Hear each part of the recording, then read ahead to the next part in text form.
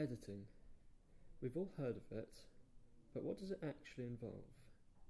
Editing is the process where frames are manipulated, pieced together to form a coherent, moving feature. This is known as analog editing, the action of cutting together celluloid film. But over time, editing has developed a broader meaning, and so it can be hard to decide where the best place to make a cut is. According to famed American editor and sound designer Walter Murch, there are 6 main criteria you need to follow in order to define the best place to make this cut. In order of importance, in percentage value, we have emotion, 51%. Does the cut reflect what you believe the audience should feel at the selected moment? Story, 23%. Does the cut advance the narrative? Rhythm, 10%. Does the cut fit in with the rhythm of the shots? Eye trace, 7%. Does the cut work with the location and movement of the audience's focus of interest within the frame? Two-dimensional plane of the screen, 5%. Does the cut follow the 180-degree rule? Three-dimensional space of action, 4%. Is the cut true to the physical, spatial relationships within the diegesis? There are now established techniques that help to give a feature meaning and emphasis, bearing in mind Murch's editing thesis, but we'll visit these in detail later.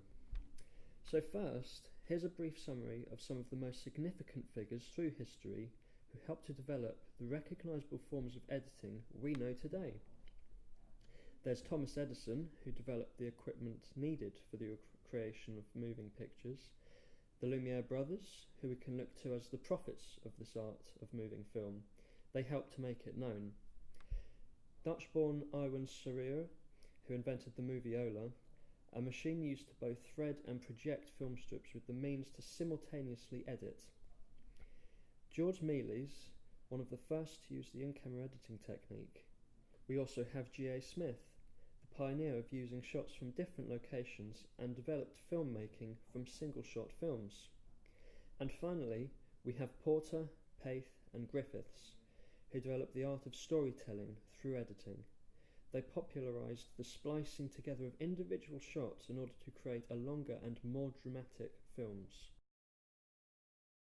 After this basic blueprint of editing was established by these figureheads, many other editing styles began to emerge, such as montage, which is varied in approach itself. First came the French practice, where montage has its literal French definition, assembly and installation. Then later in Russia, after the October Revolution, when the Bolshevik Party seized power, Soviet montage of the 20s formed. It was a method of juxtaposing shots to derive new meaning that would not have been clear with each independent shot alone. Lastly, we have the most commonly used form of montage today, Hollywood montage, or montage sequence. They feature as a short segment in a film where narrative information is presented in a condensed fashion. A good example of this can be seen in this scene here of Inglourious Basterds, where we can see the characters preparing herself, applying her lipstick, etc. But for the sake of maintaining the audience's attention, the scene has been cut down. We don't need to see her gather all of her makeup, and we don't need to see her pour her glass of wine. Because of the way this montage has been pieced together, despite the jumps between each shot, we can still see a clear development of narrative. Montage aside, there are some other styles of editing. There's in-camera editing, a video production technique. This is when the operator of the camera shoots all of the shots in order they will be viewed in. You can see this effect now in this small production, as there are no special transitions between each shot. At some points, you can see the jumps between the shots where the camera could have been stopped. This helps to give the mysterious biker a supernatural quality as he disappears and then reappears. There's also parallel editing, where two different perspectives and narratives play out. This can be seen in The Godfather, where the shots switch between Michael Corleone getting his child baptized and the murder of the rival mafia families. Alongside the speech, the parallel editing creates this great sense of irony as the priest says, "Do you renounce Satan and his works?" In contrast, we see the violence Michael has ordered upon his enemies. Another style is French New Wave. However, it's more carefree as it often draws attention to itself with its lack of continuity. This is usually due to its overt use of jump cuts or use of material that doesn't relate to the narrative. Hollywood developed its very own editing traits, which helped to make the visual narrative easier to follow. The 180-degree rule is a basic guideline that ensures, for example, two characters in the same scene have the same left-right relationship to each other. If the camera passes over this invisible axis, it's called crossing the line. This is notable in this pub scene of Inglourious Basterds, as we see the left-right relationship taking effect when dialogue is shared among the characters. Another feature is the eyeline match, where a character will look off screen at something and then we immediately cut to a shot of what they're looking at. This is demonstrated in John Carpenter's The Thing. As you see, the characters are looking out into space, but we are then presented with a shot of the blood dish, perhaps trying to show how nervous the characters are, as this is a very tense scene of the film.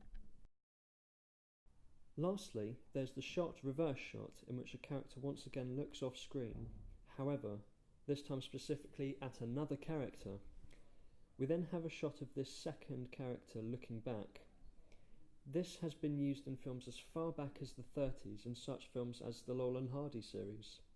The only thing that's different about this style here is that both characters are looking directly into the lens, but on paper, it's still the same.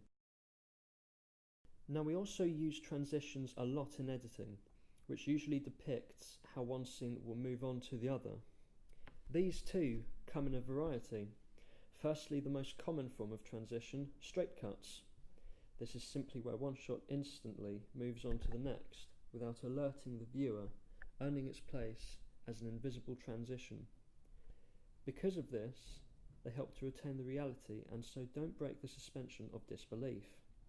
This is used in most films. Dissolves are another transition, where one shot fades off the screen while another shot simultaneously fades in. This is usually in order to create meaning between the objects or people in the two individual shots. If we avert our attention back to Laurel and Hardy, we can see another use of a transition known as the fade. This is a gradual darkening or lightening of an image until it becomes black or white. This can either be used to show the passing of time or the end of a particular section in the narrative. In this case, it's to show time passing. Finally, we have wipes, which are most famously used in Star Wars, which suggested George Lucas wanted to pay homage to filmmaker Akira Kurosawa. In this transition, one image is pushed aside by another. It is common for the image to be pushed off to the left to indicate the moving forward of time. A good way to see the effects of these editing characteristics is to see a selection of them working together in a scene.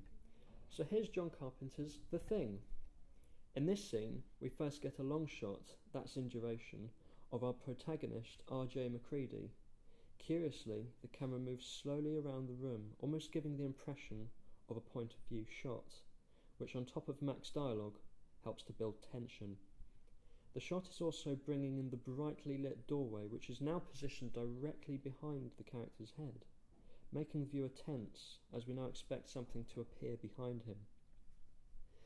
Suddenly, we get an eyeline match of the tape recorder MacReady was using.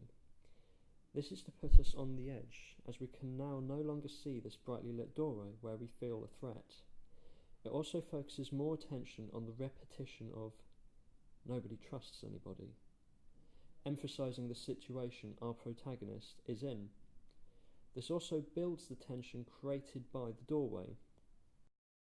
Now we're in a medium close-up of MacReady, but all we can look at is the light doorway, which has now moved closer to Mac.